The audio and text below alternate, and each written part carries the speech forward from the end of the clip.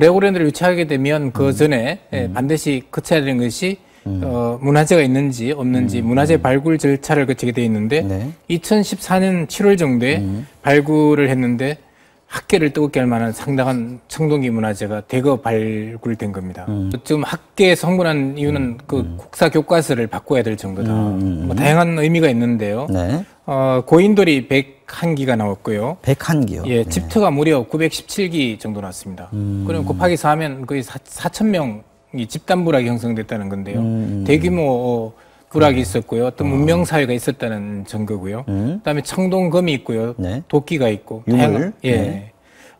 그다음에 가장 주목할 만한 것 중에 하나가 이제 도랑인데요. 환호라고 부르는데 마을 부락 주변에 이제 둘러싸고 있는 호수 네, 물이라는 얘기겠죠. 도랑이 파져 있습니다. 도랑. 이 도랑이 있다는 게 왜 중요하냐면 지금 화면에 나오고 있는 네, 거예요. 나오죠. 네. 이게 왜 중요하냐면 중국에도 이게 부락 주변에 이 도랑이 있고요. 네. 일본에도 있습니다.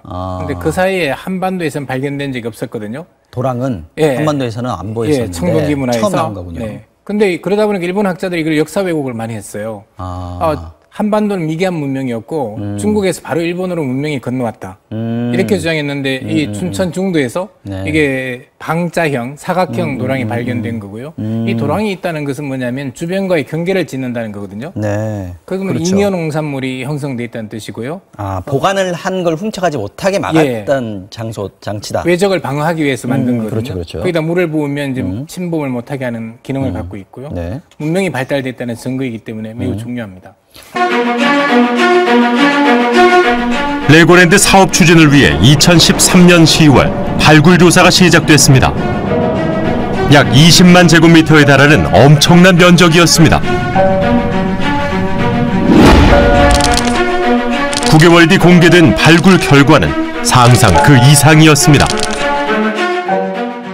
매우 특별한 겁니다. 그 중국 동북지원 적어도 한반도에 걸쳐서 이만큼 대형 밀집된 취락이 발견된 사례가 없습니다. 당대의 마을 모습을 정말 제대로 보여줄 수 있는 고조선 이전이나 전기고조선기에 해당된다고 생각되는 그 시기에 이 강원도 지역의 영서 지역의 중요한 거점 취락이죠.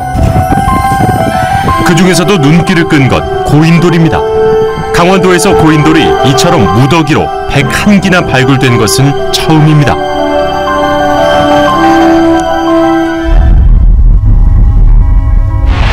중도에서 발굴된 고인돌들은 우리에겐 약간 낯선 모습입니다.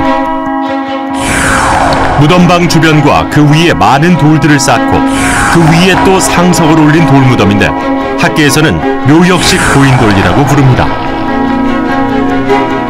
중도에서 확인된 이 소박한 고인돌들은 청동기 시대 우리 선조들의 생활상을 생생하게 보여주는 유적입니다. 실제로 고인돌에서 유골도 발견됐는데 10살이 안 된 아이도 있었습니다. 고고학과 교과서를 다시 쓰게 한 중도식 토기. 일반인들에겐 낯선 이름이지만 바로 여기 중도에서 발견됐습니다. 원래 레고랜드가 들어오기로 한 것 아닙니까? 그래서 그걸 사전에 문화재 발굴해 보니까 또 대규모의 청동기 문화가 발견된 것이고요. 그러다 보니까 이것을 개발이나 보존이나 문제가 생기지 않습니까? 그래서 문화재 위원회 이런 데서 해보니까 평점이 나왔는데요. 무려 92점이 나왔어요. 92점이면? 네네.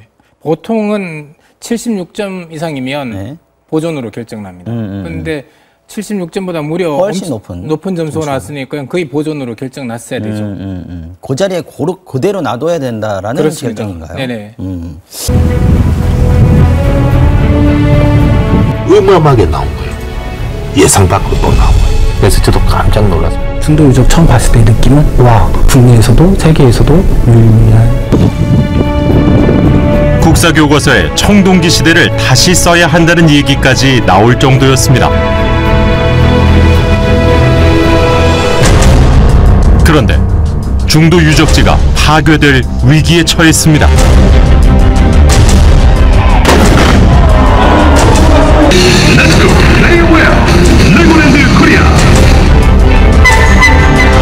강원도가 중도에 초대형 레고랜드 테마파크를 조성하겠다고 발표한 겁니다. 세계에서 7번째, 동아시아에서는 최초의 레고랜드이고 우리나라에서는 최초의 글로벌 테마파크입니다. 고인돌의 운명은 어떻게 될까? 이렇게 저렇게 개발 제한되고 맨날 양보만 하다가 이제는 3000년 전 조상들한테까지 또 양보할 뻔했어요. 집터에서는 청동기 시대를 대표하는 귀한 유물들이 쏟아져 나왔습니다. 특히 권력자의 상징인 청동 도끼와 비파형 청동검이 한반도 중부 이남의 집터에서 나온 건 처음입니다. 비파형 청동검은 부족의 우두머리를 묻은 무덤에서만 발견되는 것이었습니다. 비파형 청동검이 집에서 사용될 정도로 일반화됐을 가능성이 있습니다.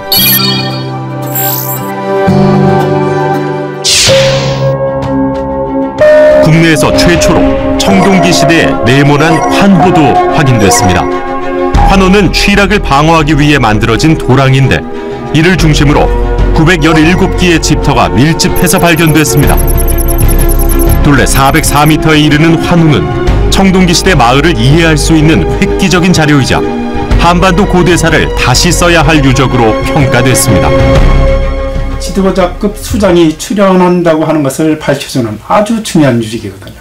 이제까지는 우리나라에서 이 방영 환호가 안 나와서 중국에서 바로 일본으로 문화가 전파된 것 같다. 한국 일본학자들이 주장했었는데 일본은 나옵니까? 일본은 조그만 게 나왔습니다.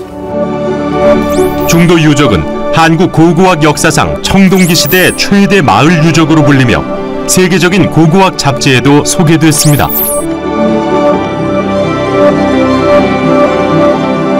2014년 7월 중도 발굴 현장이 처음으로 민간에 공개됐습니다.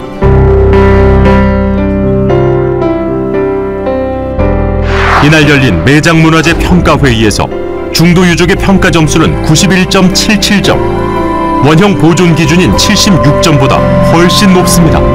결론은 보존을 원칙으로 한다는 것. 레고랜드 사업이 불가능해질지도 모른다는 전망이 나왔습니다.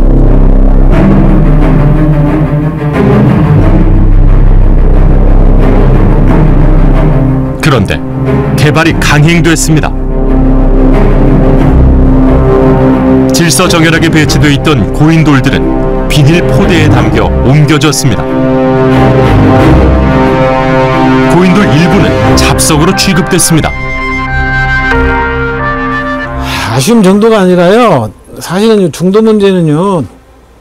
대한민국에서 이런 민낯을 보였다는 게 참 자괴감이 들고 창피한 일이지요. 레고랜드를 착공하려면서 거기 있는 고인돌을 다 옮겼거든요. 그렇죠. 근데 옮긴데 마구잡이로 옮겨서 잡석 이렇게 표시했어요. 그게 고인돌 원형 보존이 거의 잡석이다. 불가능할 정도로 이제 이동을 시켜버렸고요. 네. 그럼 유적들 상황이 어떻습니까, 그러면? 좀 방치되어 있는 거죠. 5년 가까이 야적장에 있습니다. 그래서 아까 우리 화면에 방송에 나오던 잡석 비닐하우스 안에 있더라고요. 뭐 이렇게 검은 천에 뒤집어 쓰고 있던데요. 그냥 방치해서 야적장에 둔 거죠. 이것이 다시 복원도 안 되고 있고요. 그 중요한 유물 유적들을. 춘천 중도에 있는 비닐하우스. 이전 복원이 결정된 고인돌 48기가 보관돼 있습니다. 5년 가까이 임시 야적장을 벗어나지 못하고 있습니다. 왜 굳이 레고랜드를 해야 됩니까? 레고랜드는 지역경제 발전을 위해서 해야 됩니다. 지역경제들은 중도 유적지를 원형 보존하면 절대 안 됩니까? 불가능합니까? 75점 이상 되면은 무조건 보존해야 되는 유적지인데 이거는 90 몇 점 나왔죠. 그럼에도 불구하고 이 문화재를 이런 식으로 한 거에 그게 처음에 정해져 있는 규정에 맞는 겁니까? 그거는 문화재청에 가서 물어보세요. 매장문화재 보호법에 따르면 역사적 가치가 큰 유적의 경우 문화재청 문화재위원회가 심의를 거쳐 보존 여부를 최종 결정합니다. 그런데 2달 만에 결정이 번복됐습니다. 고인돌을 옮겨서 복원하고 사업을 하라는 조건부 개발 허가가 난 겁니다. 레고랜드 사업 부지에서 발견된 고인돌들을 다른 곳으로 치우고 예정대로 그 자리에 레고랜드를 지을 수 있게 허가해 준 겁니다.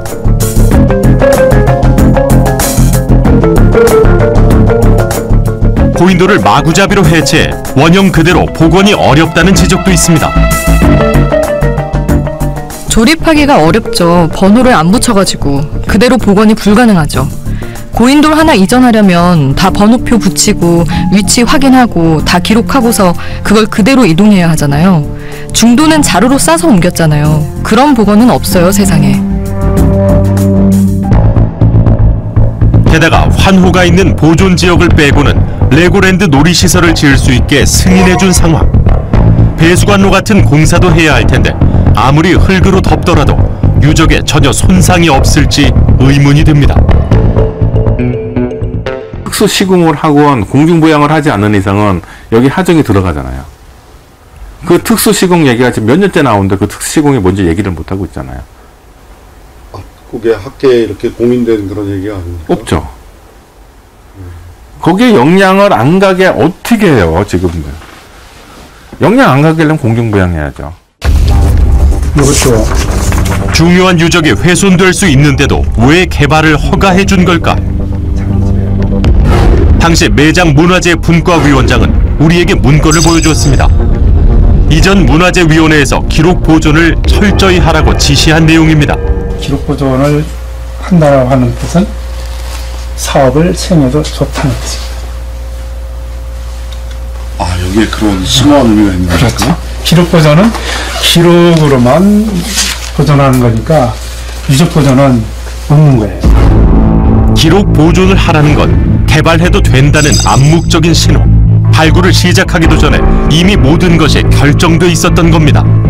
저는 모든 것이 조건부 개발 허가를 내준 당위성에 대한 핑계일 뿐이라는 거예요. 왜 문화재청이 허가를 조건부 허가라는 걸 내주는지 이거 밝혀봐야 된다고 봐요. 국가사적으로 신청할 것을 권유를 했는데 강원도에서 안 하더라고요. 근데 강원도에서는 어떻게든지 그 경관이 좋으니까 그를 개발하려고 작정을 했었던 거죠. 두 가지가 한꺼번에 오는 것 같습니다. 하나는 가뭄을 해소하는 단비고요. 변화가 시작되는 날입니다. 바로 레고랜드가 들어서는 날입니다. 조건부 개발 허가가 난 배경에 당시 박근혜 정부의 입김이 작용했을 거라는 의혹이 있습니다. 당시 박근혜 대통령은 레고랜드 사업을 5대 현장 대기 프로젝트에 선정하고 현장을 찾아 독려했습니다.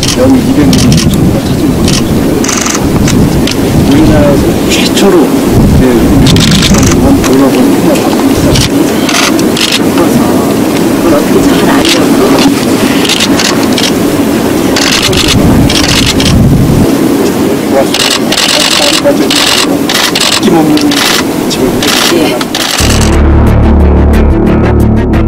박근혜 정부는 국비와 지방비 약 850억 원을 들여 레고랜드 진입 교량까지 만들어주었습니다.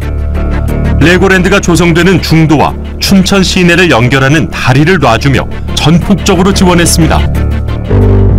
강원도는 레고랜드 사업 추진을 위해 시행사인 LL개발을 설립했습니다. 당시 LL개발의 총괄 대표였던 민건홍 씨.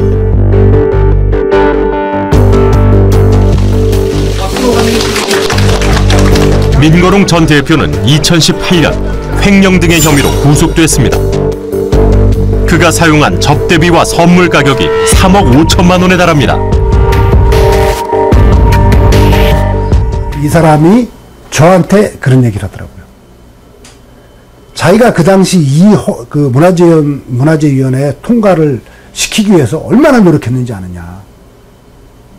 자기가 심지어 집까지 찾아갔고 사무실 찾아가고 하면서 1대1로 다 만났다고 얘기를 해요. 근데 이 사람이 결정적으로 무슨 얘기를 하냐. 자기가 갈 때 빈손으로 갈 수는 없지 않느냐. 문화재청 매장분과위원회 심의위원들을 최문순 도지사가 1대1로 만나서 설득한 사실은 있습니다. 저 또한 당시 심의위원장을 만나 뵙고 부탁드린 사실이 있습니다. 민건홍 전 대표는 자신뿐 아니라 최문순 강원도지사도 나섰다고 했습니다. 최문순 지사가 문화재 위원들을 만나 레고랜드 사업을 진행할 수 있도록 설득했다는 겁니다. 그의 말이 사실인지 당시 매장문화재 분과위원장에게 확인해봤습니다. 최문순 지사님이랑은 혹시 식사는 한번 해? 저는 그래서 식사를 처음에 갔을 때 한 번 하고서 그 다음부터는 한 번도 안 했습니다. 제가 낸다고 하면 못 내게 할 테고, 예, 가운데에서 혹시나 또 예, 향도 받고 왜 그렇게 계속 강하게 하느냐, 이제 그런 얘기도 있을까봐 일체 제가 안 했습니다. 다른 분들한테 많이 사정 말씀을 하셨던 것 같아요. 문화재 위원들은 수차례 회의에도 좀처럼 결론을 내리지 못했습니다.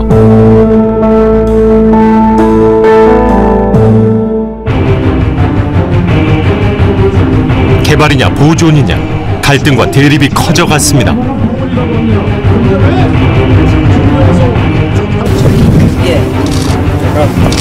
레고랜드 사업의 차질이 우려되자 최문순 강원도지사가 더 윗선에 로비를 했다고 합니다.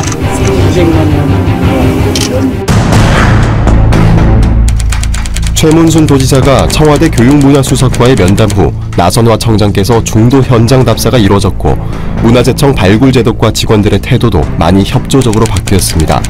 나선화 청장의 현장 답사 후 최문순 도지사 등이 함께한 오찬 자리에서 긍정적인 대화가 오가는 등 많은 변화를 느낄 수 있었습니다. 전임 문화재청장이 8개월 만에 경질되며 임명된 나선화 청장. 교체 배경을 놓고 말들이 많았습니다. 잘 안 되니까 문화재청장을 임기도 안 됐는데 갈아치운 거야. 임기도 안 됐는데 나선화 청장으로. 어떤 의견이 들어와도 최종적으로 판단은 문화재청이 하고 문화재청 자기 마음대로인데 뭐 무소불위의 권력을 갖고 있지. 결국 나선화 청장이 조건부 개발 허가를 내줬고 이 문제로 국감에서 질타당했습니다.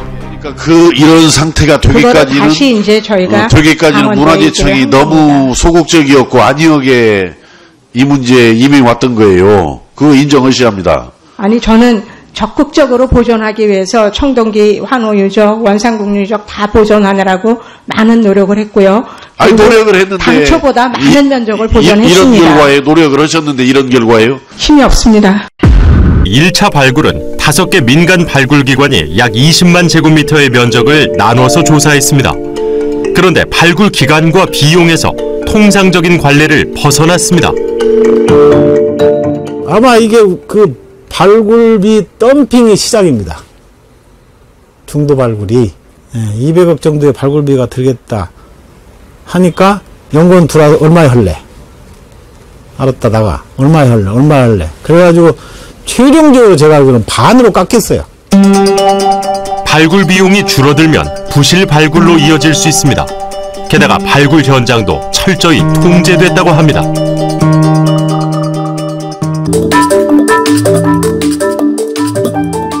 철저히 막았죠, 벌써부터. 철저히 막았다고요? 예. 신원 확인하고 못 들어가게 했죠. 제가 들어가서 투축 문제 가지고 한번 얘기를 한다면서 네. 저는 거의 못 들어간 것 같습니다. 저 같은 경우는 거의 배제당하지 않았나요? 그렇게 생각을 하고 있습니다. 저도 못 들어가게 하더라고요. 왜? 문화재 위원장인데도 못 들어가게 해서 발굴팀에 전화해가지고 나오라고 그래서 뒤로 들어가게 하고 그랬어요. 근데 백길 끊어버리고 초소 만들어서 신분증 검사해서 못 들어오게 하고 그러니까 들어갈 수가 없잖아요. 학계역은 완전히 깜깜이 발굴을 한 거예요. 학계역을 차단시켜버리고 발굴이 거의 끝날 때까지 학계 사람들이 여기를 들어갈 수가 없었어요. 현행 규정상 사업 시행자가 동의하지 않으면 문화재 발굴 현장을 공개하지 않아도 됩니다.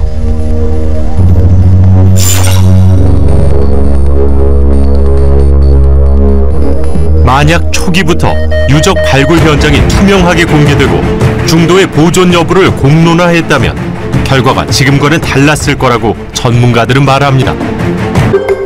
우리나라에서 이루어지는 발굴 대부분은 개발을 전제로 한 구제 발굴입니다. 민간 발굴 기관들에 의해 발굴 조사가 이루어집니다. 발굴 비용은 사업 시행자가 부담합니다.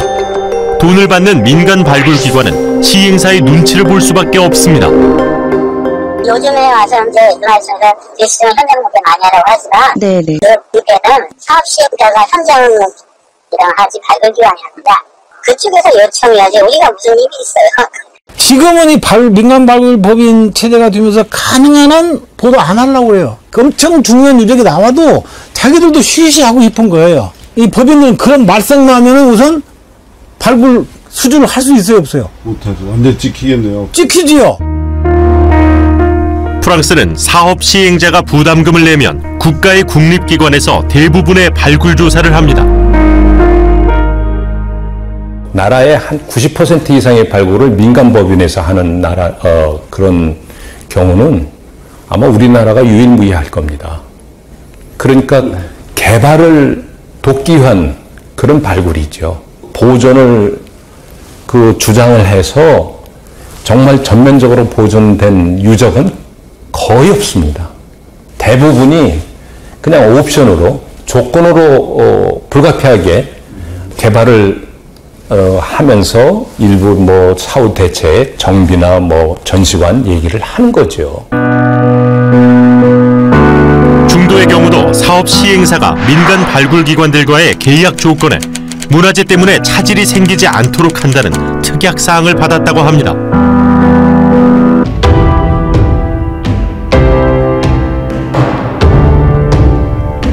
우리 중도도 아직 기회가 남아 있습니다.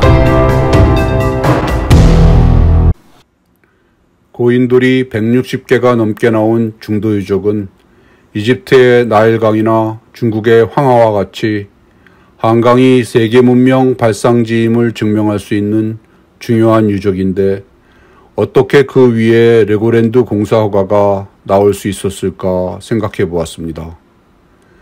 첫째, 주민들에게 자신의 치적을 내세워 인기를 얻으려는 포퓰리즘 정치인들이 있었습니다. 거기에는 여야가 따로 없었습니다. 박근혜 정부 때도 문재인 정부 때도 레고랜드 조성 사업은 일관되게 추진되었습니다. 둘째, 양심적이지 못한 문화재 심의가 있었습니다. 75점만 넘으면 보존으로 결정되는데 중도 유적지는 무려 92점을 받았는데도 개발 허가가 났습니다. 문화재위원회의 심의에 개발업자는 물론 강원도지사까지 나서서 로비를 한 것이 드러났습니다. 개발업자는 횡령으로 구속되었습니다. 뇌물에 의해서였건 정치적인 압력에 의해서였건 문화재위원들은 당연히 보존되어야 할 세계적인 유적지에 개발 허가를 내어준 것입니다.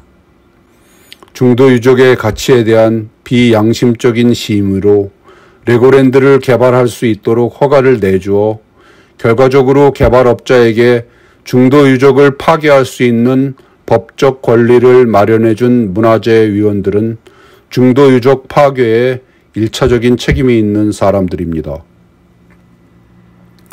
셋째, 잘못된 발굴 제도가 있었습니다. 현행 발굴 제도는 개발업자가 발굴 비용을 대고 민간 발굴업자를 선정하게 되어 있습니다. 발굴업자는 당연히 개발업자의 눈치를 볼 수밖에 없겠죠. 유적이 나와도 쉬쉬할 수밖에 없다고 합니다. 그렇지 않고 유적이 나오는 대로 그대로 보고하면 누가 그 발굴업자를 쓰겠습니까? 또한 개발업자가 발굴 현장을 공개할 의무가 없어 이번 중도의 경우에도 철저하게 통제하였다고 하니 이것은 제도적으로 유적과 문화재의 파괴를 조장하는 것이라고밖에 볼 수 없습니다. 개발업자가 비용을 내더라도 국가기관에서 발굴을 주도하거나 최소한 철저하게 감독하는 것으로 발굴 제도가 개선되어야 합니다. 이렇게 인기를 얻으려는 정치인의 포퓰리즘, 문화재위원들의 양심적이지 못한 심의, 잘못된 발굴 제도 등 여러 요소가 작용하여 한민족의 자랑스러운 문화유산으로 세계적인 관광지로 개발되어야 할 중도 유적지 위에 장난감 공원 레고랜드를 짓는 미개하다고밖에 말할 수 없는, 미친 짓이라고밖에 말할 수 없는 반문명적이고 반민족적인 공사가 진행될 수 있었던 것입니다. 이렇게 되기까지 많은 요인들이 복합적으로 작용했지만 이유 여하를 막론하고 1차적인 책임을 져야 하는 것은 유적과 문화재를 보존할 책임이 있는 문화재청 담당자들일 것입니다. 지금이라도 중도 유적을 파기하고 있는 모든 공사에 대한 허가를 취소하는 것이 문화재청 담당자들의 맡은 바 소임을 다하는 것일 것입니다.